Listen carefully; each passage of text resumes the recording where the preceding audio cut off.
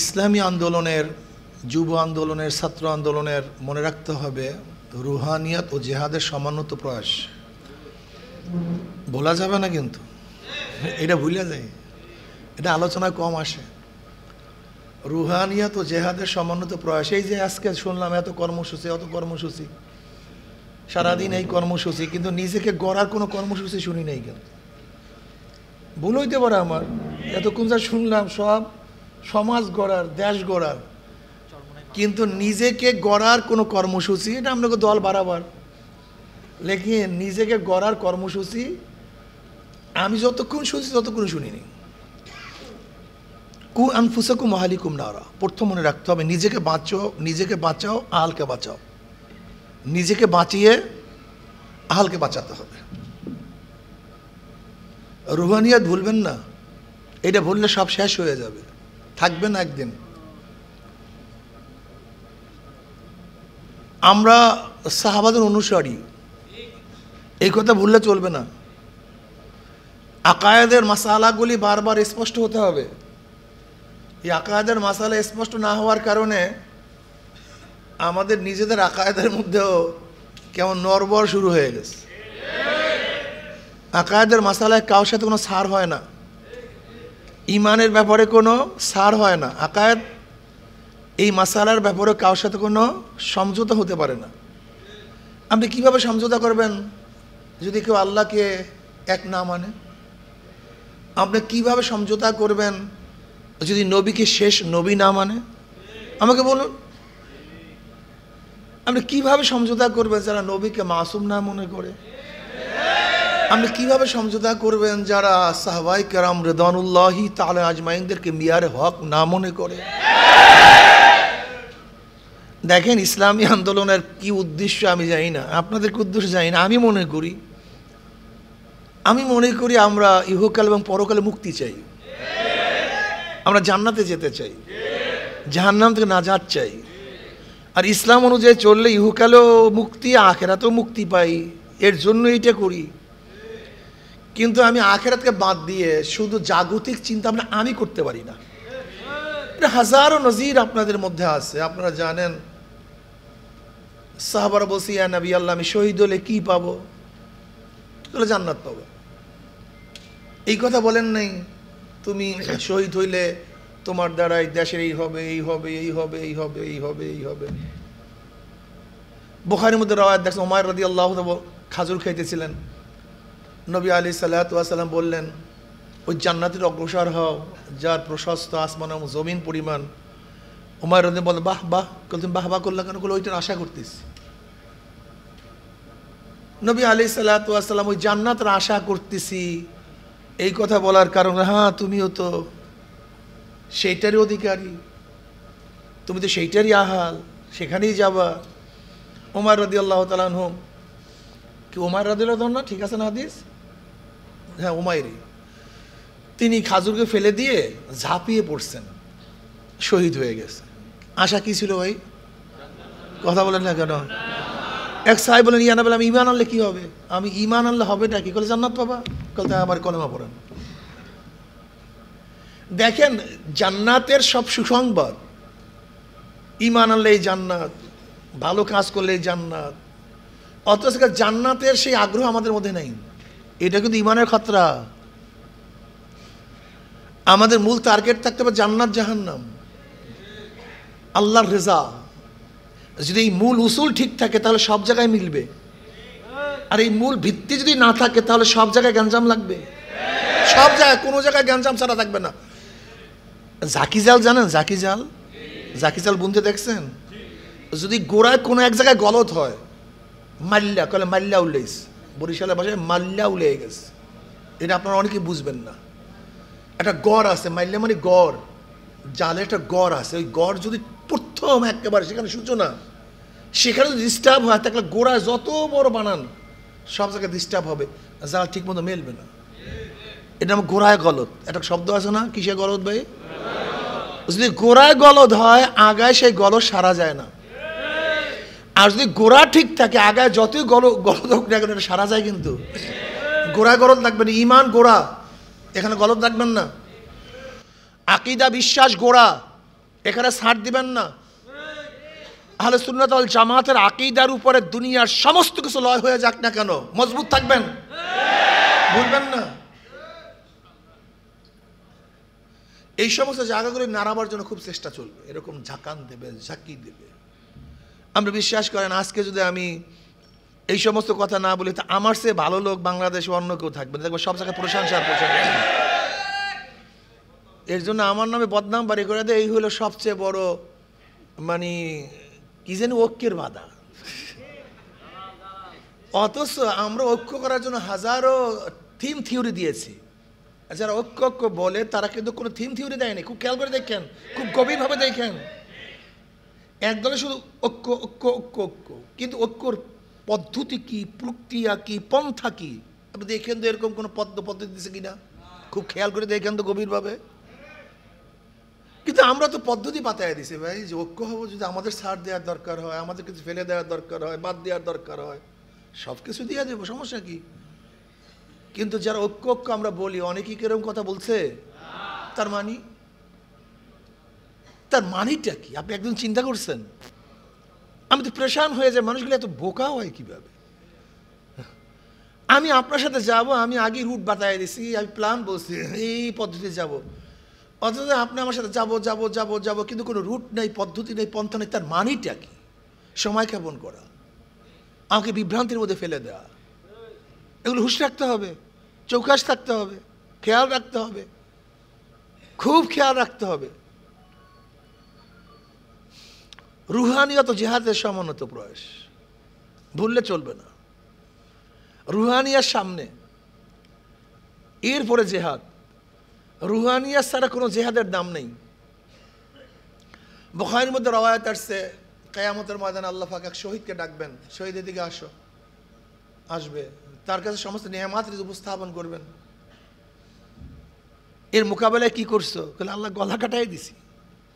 আপনি এত নেয়ামাতে ভূষিত করছেন, আমিও তো গলা কাটাই দিছি। আল্লাহ বলবেন আমি জানি কেন গলা কাটাইছস, তোকে মানুষ বীর বলবে, যোদ্ধা বলবে, গনিমতের মাল পাবি, তোর পদোন্নতি হবে, তোকে মানুষ প্রশংসা করবে, আলোচনা ছড়িয়ে পড়বে গোটা দুনিয়ার মধ্যে। এর জন্য গলা কাটাইছস, আমার জন্য না।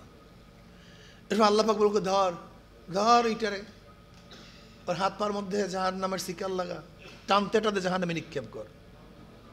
হইছে শহীদ, গেছে কোথায়?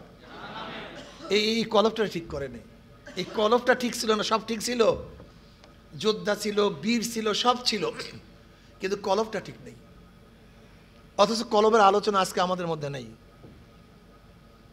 করতেও চাই না। অথচ এক ব্যক্তি মনে মনে ধারণা করে আল্লাহ তুমি আমাকে শহীদি মৃত্যু দিও, শহীদি মৃত্যু দিও। অহু মাতা আলা ফিরাশিহি, সে তার বিছানায় মারা গেছে, ফাহুয়া শহীদ। সে কি কারণটা কি? এক ব্যক্তি রণাঙ্গনে নিজেকে উৎসর্গ করার পরেও সে শহীদ না, আর এক ব্যক্তি বিছানায় মারা যাওয়ার পরে সেই শহীদের কারণটা। এই জন্য কলবটাকে ঠিক করেন। কলবের আলোচনা আজকে আমরাও শুনতে ভালো লাগে না, কলবের আলোচনা এখন আর পছন্দ হয় না, রুহানিয়াতের কথা আর ভালো লাগে না। আমাদের ছেলেদের এখন ফাঁসেকদের সাথে আড্ডা মারতে খুবই মজা লাগে, খুবই ভালো লাগে, জাগতিক বিষয়ে আলোচনা শুনতে খুবই মজা লাগে। কিন্তু যখন রুহানিয়াতের কথা, একটু তাসকিয়ার কথা, আল্লাহর কথা, জান্নাতের কথা, হুজুর এগুলো এই পুরান ওয়াজ, এগুলো বাদ দেন তো, আল্লাহ কি করি এখন, জান্নাত জাহান্নামের পুরান ওয়াজ বাদ দেবো কিভাবে, তাও তো আমরা কি করি, এক সমস্যায় পড়ছি বলেন তো। খুব ভালো মতো মনে রাখবেন, ইসলাম মডারেট মডিফিকেশন যে করবে, যে বলবে ইসলামের মধ্যে মডিফিকেশন হয়, মডারেট হয়, মনে করবেন এইটা নবুয়াতি দাবি করছে। কি দাবি করছে? আমি মোটিভেশন করবো কিভাবে, মডারেট করবো কিভাবে বলেন তো? নবী আসা ব্যতীত, নবী আসা ব্যতীত ইসলামকে মডারেট করবেন কিভাবে, মোটিভেশন করবেন কিভাবে আমাকে বলেন তো? এটা সম্ভব কিভাবে? যদি আমি বলি ইসলাম মডারেট করব, মোটিভেশন করব, পরিবর্তন করব, বর্ধিত করব, কমতি করব, তাহলে আমার অবস্থাটা কি হয় বলেন তো? ইসলাম যেইভাবে ছিল, এইভাবে আছে, এইভাবে আমি আপনি পালন করি না, সেটা আপনার ব্যাপার। আপনি মানিয়েন না, সেটা আপনার ব্যাপার, কিন্তু ইসলামকে ইসলামের জায়গায় রাখেন, ইসলামকে ইসলামের জায়গায় রাখেন। সামান্য ক্রাশ ছিল আমাদের অফিসে, তো একজনে বলতেছে যে তুমি টুপি মাথায় দিয়ে আসো নাই কেন? সমন্বয়কদের মধ্যে আরেকজন সমন্বয়কে বলতেছে তুমি টুপি মাথায় দিয়ে আসো নাই কেন? আমি বললাম না, এখন লাগবে না। যে বলছে টুপি মাথায় দিয়ে আসো নাই কেন, আমি বলছিলাম কি থাক এখন লাগবে না, এই কথা বলছিলাম না? যে ব্যক্তি বলছে টুপি মাথায় আসো নাই কেন, সে বলছে হুজুর এতদিন পরে বুঝলেন। আমি আগেও বুঝছি, কিন্তু আপনি বুঝেন নেই। এতদিন পরে বুঝলেন, বুঝেন নেই যে আমরা বলছি টুপি টুপি অত লাগে না, দাড়ি টাড়ি অত লাগে না। তা আমরা যেটা আগে বুঝছি এইটা আপনারা অনেক দিন পরে বুঝলেন। আমি বললাম আমরা অনেক আগে বুঝছি, তুমি ভালো মতো বুঝো নেই। আমি বলি তা আবার কি? শোনেন, আমি বললাম দেখো তোমাদের সমস্যাটা কি? তোমাদের সমস্যা হলো আমি যেটা করব না সেটা স্বীকৃতি তুমি চাও। যেমন আমি টুপি মাথায় দেবো না, হুজুর স্বীকৃতি দেন টুপি লাগবে না। হুজুর আমি দাড়ি রাখবো না, আপনি স্বীকৃতি দেন দাড়ি লাগবে না। হুজুর আমি দাড়ি ছাড়বো, স্বীকৃতি দেন আমি দাড়ি ছাড়বো। আমি সুন্নাতে জামা পরবো না, হুজুর স্বীকৃতি দেন এটা পড়ার দরকার নেই। আমি মানে স্বীকৃতি চাইও না, বরং কেউ ফার্স্ট ক্লাস ফার্স্ট হবে, কেউ 33 পেয়ে পাশ করবে। তুমি এইটা মনে করো। তুমি আমাদের স্বীকৃতি নিচ্ছ কেন, নিতে চাও কেন? যে যত বেশি আমল করবে তার মান মর্যাদা তত বাড়তে থাকবে, যে যত কম আমল করবে তার মান মর্যাদা তত কমতে থাকবে। যে যত মার্কস বেশি পাবে তার মর্যাদা তত বাড়তে থাকবে। ন্যাক একটা মর্যাদা, ওটা মার্কস। যে যত বেশি ন্যাক করবে তার মর্যাদা বাড়তে থাকবে। কিন্তু তোমাদের অবস্থা হলো এই, তোমরা বলতে চাও যে আমি পর্দা করবো না, কাজে স্বীকৃতি দিয়ে দেন যে পর্দা লাগবে না। এই তোমাদের সমস্যাই একেবারে কথাটা তার হৃদয়ে লাগছে। আমাদের অবস্থা হলে আমি যেটা করবো আমাকে স্বীকৃতি দিয়ে দেন হুজুর। আমি নামাজ পড়তে পারবো না, স্বীকৃতি দিয়ে দেন। আমি এত নফল আদায় করতে স্বীকৃতি দিয়ে দেন, লাগে না। এরকম আদায় করতে যান না, বরং আপনি এই ধারণা রাখেন যে যদি কোনো ব্যক্তি জীবনে একবার ইমানের সাথে আল্লাহকে আল্লাহ বলিয়া ডাক দেয়, সে একদিন না একদিন জান্নাতে যেতে পারবে, নাকি ভাই? যদি কেউ জীবনে একবার আল্লাহকে আল্লাহ বলিয়া ডাক দেয়, তাহলে সে একদিন না একদিন জান্নাতে যেতে, কোনো নামাজ নাই, রোজা নাই, কিচ্ছু নাই, শুধু একবার ইমানের সাথে বলছে, সে একদিন যেতে পারবে। তার মানে এখন এই মাসালা, হুজুর যেহেতু একদিন না একদিন জান্নাতে যেতেই পারবে, তাই নামাজের দরকারটা কি? এটা বলবেন?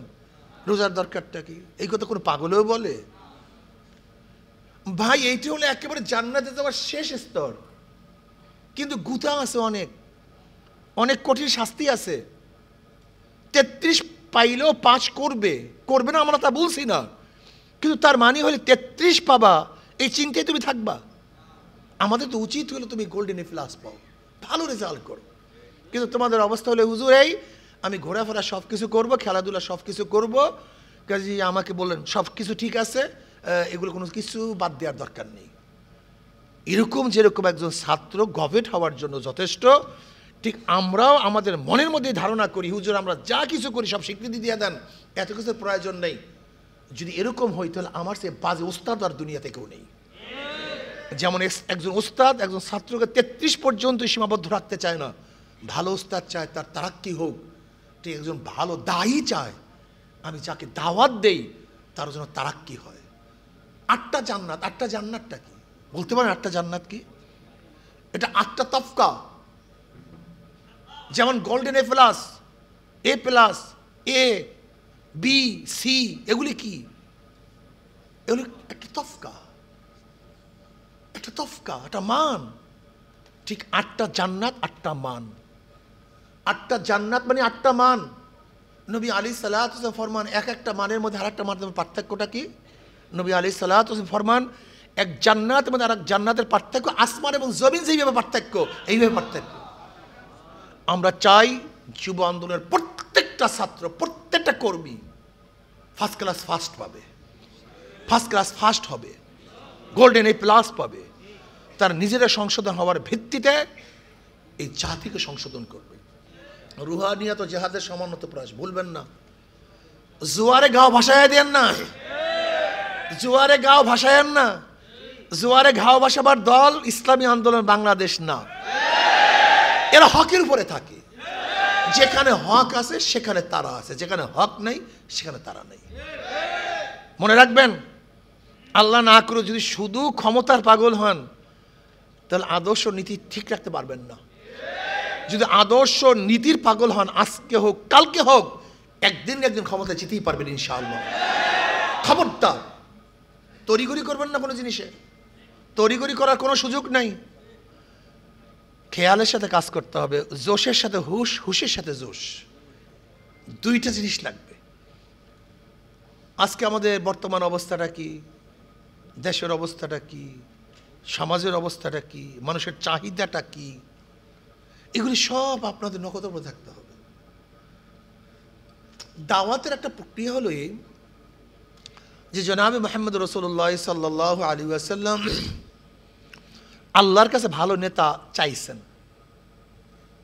আল্লাহুম্মা আইজিল ইসলামা বিআহাব্বির রাজুলাইনি ইলাইকা মিন ওমর বিন খাত্তাব ওয়া ওমর বিন হিশাম। মাওলায় দুই ওমরের মধ্য থেকে এক ওমরের মাধ্যমে ইসলামকে শক্তিশালী করো। তার মানে ওমর আসার আগ পর্যন্ত ইসলাম ছিল দুর্বল। তার মানে ইসলাম দুর্বল হওয়ার কারণটা কি? যতদিন পর্যন্ত ইসলামের মধ্যে দুর্বল লোকগুলি ছিল ততদিন ইসলাম দুর্বল ছিল। যখন ইসলামের মধ্যে শক্তিশালী লোকগুলি আসছে তখন ইসলাম শক্তিশালী হয়েছে। তার মানে সমাজের শক্তিশালী মানুষগুলি যখন ইসলামের মধ্যে আসবে তখন ইসলাম শক্তিশালী। আর যখন সমাজের মধ্যে শক্তিশালী লোকগুলি ইসলামের মধ্যে আসবে না তখন ইসলাম কি হবে? দুর্বল হবে। নবী আলাইহিস সালাম কি বলেছেন? আন-নাসু মাআদিনু কামাআদিনিজ যাহাবি ওয়াল ফিদ্দা খিয়ারুম ফিল জাহিলিয়াতি খিয়ারুম ফিল ইসলাম ইযা ফাকিহু। বুখারীর মধ্যে রওয়ায়াত আছে, মানুষগুলি সোনা এবং রূপার খনির ন্যায় খনি। এদিকে তাকাই, মানুষগুলি সোনা এবং রূপার খনির ন্যায় কি ভাই? খনি। এরা খনি, সোনা এবং রূপার খনির ন্যায় খনি। খেয়ারুম ফিল জাহিলিয়াতি খেয়ারুম ফিল ইসলাম, যারা ইসলামের যুগেও বেঈমানি যুগেও জাহিলি যুগেও যারা উত্তম, ইসলামের যুগে তারাই উত্তম। ইজা ফাকিহু, যখন তারা দিন শিক্ষা অর্জন করে, দিনদার হয়, দিন বুঝে, দিনের সমজ যাদের মধ্যে আসে। দেখেন ভালো মতো বুঝবেন, আবু বকর রাদিয়াল্লাহু তাআলা জাহিলি যুগে উত্তম ছিলেন, ইসলামের যুগে সে উত্তম। ওমর ইবনে খাত্তাব রাদিয়াল্লাহু তাআলা জাহিলি যুগে উত্তম ছিলেন, ইসলামের যুগে সেই উত্তম। খালিদ বিন ওয়ালিদ জাহিলি যুগেও নেতা ছিলেন। এই যে উহুদের ময়দানে মুসলমানরা শেষ পর্যন্ত যে শেখাস্তি হয়েছিল, ভেজালের মধ্যে পড়ছিল, কার নেতৃত্বে? এই খালিদ বিন ওয়ালিদের। তখন তিনি বেঈমান ছিলেন। জাহিলি যুগে সে লিডার, ইসলামের যুগে সে লিডার। এই যে দেখেন মুআবিয়া রাদিয়াল্লাহু তাআলা আনহু, সে কার সন্তান? সুফিয়ান, আবু সুফিয়ান রাদিয়াল্লাহু সন্তান। তারা কিন্তু জাহিলি যুগেও লিডার ছিলেন। আলীর মুর্তজা রাদিয়াল্লাহু তাআলা জাহিলি যুগেও এদের বংশধর, জীবনভর ইসলামের লিডার ছিলেন। ওসমান ইবনে আফফান রাদিয়াল্লাহু তাআলা আনহু, তিনি জাহিলি যুগে সম্মানিত ছিলেন। এর জন্য মনে রাখতে হবে যে যারা যেখানে সম্মানিত আছে এই লোকগুলিকে খোঁজ করে বের করা। এই লোকগুলি কোথায়? আন-নাসু মাআদিনু কামাআদিনিজ যাহাবি ওয়াল ফিদ্দা, মানুষগুলি খনিজ, এই খনিকে সন্ধান করতে হবে। কোথায় খনিজ আছে তাদের সন্ধান করতে হবে, বের করতে হবে। কোন ছেলেটা মেধাবী, কোন ছেলেটা বংশীয়, কোন ছেলেটা ভালো, কোন ছেলেটা নেতৃত্বের মধ্যে যোগ্যতা রাখে, এদের খোঁজ করে বের করতে হবে। এদেরকে বের করতে হবে। যতক্ষণ পর্যন্ত খনি আবিষ্কার করা না যাবে ততদিন পর্যন্ত অলংকার হবে না। এদেরকে বের করতে হবে। আজকে দেখা যায় সমাজের মধ্যে এমন কিছু লোক আছে, অনেকেই ভালো, যোগ্যতা সম্পন্ন, এমপি হতে পারে, মিনিস্টার হতে পারে, কিন্তু ওই লোকগুলি বর্তমান রাজনৈতিক কৃষ্টি কালচারের কারণে তারা রাজনীতিতে অংশগ্রহণ করতে চায় না। এ পচা, গান্দা, খুন খারাপি, জুলুম, অত্যাচার, এই জন্য তারা আসতে চায় না। কিন্তু লোকগুলি ভালো, অনেক যোগ্য, কিন্তু বিভিন্ন এলাকায় আছে, ঢাকায় বসে আছে, শহরের মধ্যে আছে। আপনার এলাকার সেই সন্তান বিশাল শিক্ষিত, ধনী, আখলাকি, ডাক্তার, ইঞ্জিনিয়ার, মুফতি, মুহাদ্দিস, ব্যবসায়ী, retired person, army retired person, প্রশাসনে ভালো লোক, সচিব, এখন সে তবলিগ করে, অমুক হক্কানি পীরের মুরিদ, সে অমুক ঢালকানগরের মুরিদ, সে শশিনার মুরিদ, বা সে তাবলিগে সময় লাগায়,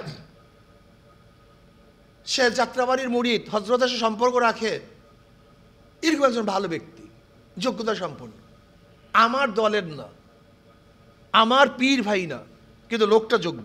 লোকটা কি? কথা বলেন। তার কাছে যান, তার কাছে দাওয়াত পৌঁছান। এরকম পুরা সিটের মধ্যে 300 সিটের মধ্যে দেন 5 জন লোক তৈরি করেন, 10 জন লোক তৈরি করেন, যে লোকগুলি খুবই যোগ্যতা সম্পন্ন, যাকে মানুষ পছন্দ করবে, এক কথায় মানুষ তাকে ভোট দিবে, তার নেতৃত্ব সবাই গ্রহণ করবে। কিন্তু এই দাওয়াত না পাওয়ার কারণে সে বিভিন্ন জায়গায় পড়ে আস। এটা পছন্দ, এরকম আছে কি না এই প্রত্যেক এলাকার মধ্যে? প্রত্যেক এলাকার মধ্যে আস। এদেরকে খোঁজ করে বের করেন, খুশুসি তাদের কাছে দাওয়াত পৌঁছান, তাদের কাছে যান, 10 জনের কাছে দাওয়াত পৌঁছান। একজন তো কাজে লাগতে পারে নাকি ভাই? 10 জনের কাছে একজন কাজে লাগতে পারে না? যদি আলহামদুলিল্লাহ এরকম লোকগুলি ব্যক্তিত্বদেরকে আমরা একত্রিত করতে পারি, যেরকম পারমাণবিক বোমা, এর যতগুলি অংশ সব এক জায়গায় না, বিভিন্ন জায়গায়, এই পাওয়ারগুলি ভিন্ন বিচ্ছিন্ন। এই পাওয়ারগুলি যখন বিচ্ছিন্ন থাকে তখন পারমাণবিক বোমা হয় না, কিন্তু এই পাওয়ারগুলিকে যখন একত্রিত করে তখন কি হয়? মারাত্মক অবস্থা হয়ে যায়, দুনিয়া লয় করে দেয়। ঠিক আজকে আমাদের হাজারো পাওয়ার বিভিন্ন জায়গায় ছড়ানো ছিটানো আছে, বিভিন্ন ব্যক্তিত্ব বিভিন্ন জায়গায় ছড়ানো ছিটানো আছে। ওদেরকে যদি একত্রিত করতে পারেন, এক জায়গায় নিয়ে আসতে পারেন, আপনি বিশ্বাস করতে পারবেন না এমন বিস্ফোরণ সৃষ্টি হবে, যে বিস্ফোরণের মাধ্যমে সমস্ত জাহিলিয়াত, সমস্ত জুলুম অত্যাচার দূর হয়ে যাবে ইনশাআল্লাহ। এদেরকে একত্রিত করেন, এদের কাছে দাওয়াত নিয়ে যান। যুব আন্দোলনের কাজটা কি হবে? খুশুসি আপনার এলাকার মধ্যে কয়জন লোক এই মানের আস, এর জন্য ভিন্ন একটা কাফেলা তৈরি, ছোট্ট 3 সদস্য, বেশি না। আপনার ইউনিটের মধ্যে, আপনার এলাকার মধ্যে যারা যোগ্যতা সম্পন্ন, এরকম 3 সদস্যের কাফেলা করেন, লিস্টি করেন আপনার এলাকার মধ্যে কয়জন ব্যক্তি আছে। এক দলে আওয়াম দাওয়াত দিবে, সবাইকে দাওয়াত দিবে, আমি কথাটা ক্লিয়ার?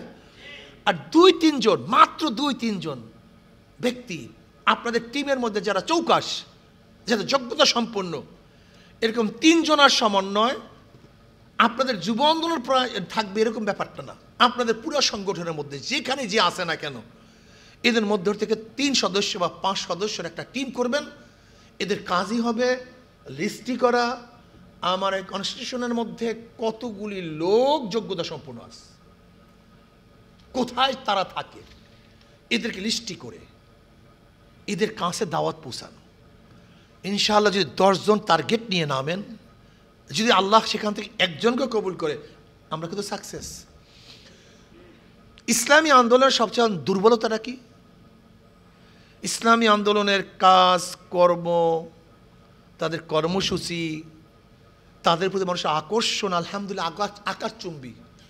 আপনি বিশ্বাস করতে পারবেন না যে ইসলামী আন্দোলন কালকে মাত্র 7 দিনের নোটিশে কালকে আমরা আসলেই একটা প্রোগ্রাম করলাম, তাও শ্রমিক আন্দোলনের ব্যানারে। কালকে এই র্যান্ডাম বৃষ্টি, এই কতদিন পর্যন্ত পুরা বৃষ্টি, মাঠের মধ্যে এই পর্যন্ত পানি, দুপুরেও বৃষ্টি, এর মধ্যে কালকে প্রোগ্রাম দেখলে আপনি নিজের আশ্চর্য হয়ে যাবেন।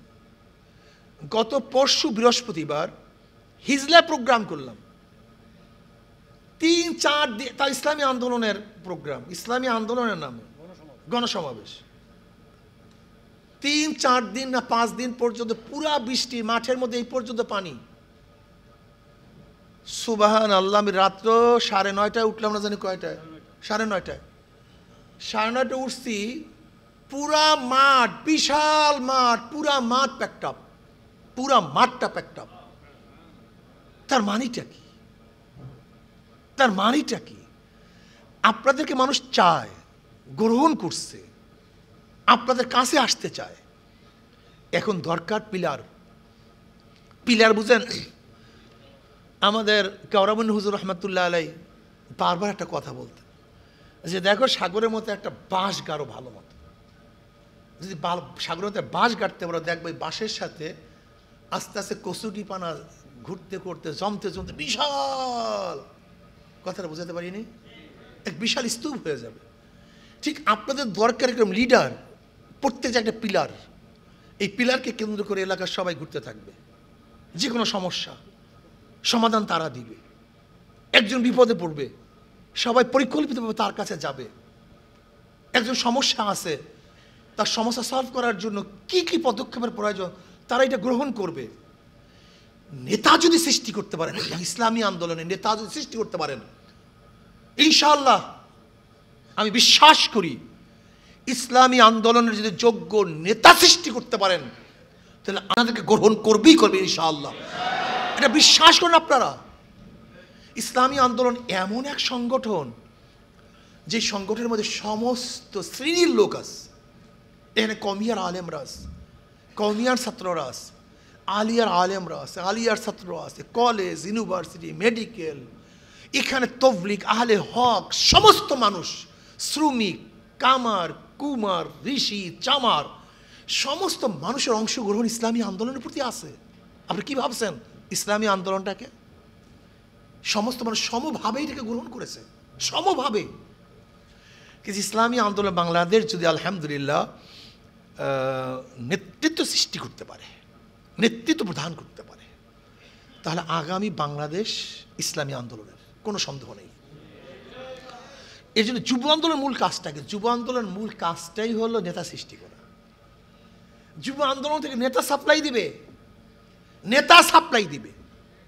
ইউনিয়নের লিডার, থানার লিডার, জেলার লিডার, বিভাগ, কেন্দ্র, প্রত্যেক জায়গায় লিডার সৃষ্টি করবে যুব আন্দোলন। এইটা আপনাদের কাজ। যুব আন্দোলন যদি নেতৃত্ব সৃষ্টি করতে পারে, তাহলে আমাদের স্বপ্ন বাস্তবায়ন হবে ইনশাআল্লাহ। দেশে ইসলামী হুকুমত হবে, ইসলামী হুকুমত হবেই হবে ইনশাআল্লাহ, কোনো সন্দেহ নেই। এর জন্য টার্গেট ভিত্তিক কাজগুলি করেন, টার্গেট ভিত্তিক। কোন কোন জায়গায় কোন ব্যক্তি আছে সেই ব্যক্তির কাছে যান, সম্পর্ক স্থাপন করেন, তার সাথে সম্পর্ক করেন, বুকে সাহস রাখেন। মরা বাসা হবেই এক হবে একদিন ইনশাআল্লাহ। ইনশাআল্লাহ তিনটা জিনিস যদি ঠিক থাকে তাহলে সেখানে উইন করা যায়। কয়টা জিনিস ভাই? ব্যক্তি, সংগঠন, অর্থ। আমার কয় মিনিট স্যার? হ্যাঁ, ব্যক্তি, সংগঠন, অর্থ, এই তিনটা যদি সমন্বয় হয় সেখানে সে ব্যক্তি অবশ্যই অবশ্যই জিতবে। কি কি ভাই? লিডারটা, ক্যান্ডিডেট, আরে খোদা, চমৎকার চমৎকার, সবচেয়ে যোগ্য ব্যক্তি। সংগঠন মারাত্মক, আলহামদুলিল্লাহ অধস্তন পর্যায়ে দাওয়াত দেওয়ার হাজারো কর্মী এদের আছে সংগঠন। আর এদেরকে চালাবার জন্য কিছু রক্তের প্রয়োজন, রক্ত ছাড়া শরীর বাঁচে না, মানুষ জিন্দা থাকে না। তাই অর্থ হলো আন্দোলনের ব্লাড, অর্থ হলো আন্দোলনের ব্লাড, এটার রক্ত। রক্ত ছাড়া যেরকম শরীর চলে না, রক্ত ছাড়া শরীর না চলে, অর্থ ছাড়াও সংগঠন চলে না। এর জন্য দরকার কিছু অর্থের। তাহলে ব্যক্তি, সংগঠন আর কি ভাই বলেন তো? কি ব্যক্তি? দেখেন তো চক্ষু বুঝা যদি এই তিনটা সমন্বয় হয় তাহলে সে জিতবে কি জিতবে না? অবশ্যই জিতবে, অবশ্যই জিতবে, কোনো সন্দেহ নেই। এর জন্য এখন থেকে লিডার চুজ করেন, সংগঠন মজবুত করেন, আর সংগঠন চলার জন্য যেই পরিমাণের অর্থের প্রয়োজন আছে সেই অর্থ যোগাবার চেষ্টা করেন। আল্লাহ আমাকে এবং আমাদের সবাইকে, আল্লাহ আমাকেও আমাদের সবাইকে সম্মিলিতভাবে নিজেকে গড়ার ভিত্তিতে সমাজ গড়ার তৌফিক দান করেন। ওয়া মা আলাইনা ইল্লাল বালাগ। আসসালামু আলাইকুম ওয়া রাহমাতুল্লাহি ওয়া বারাকাতুহু।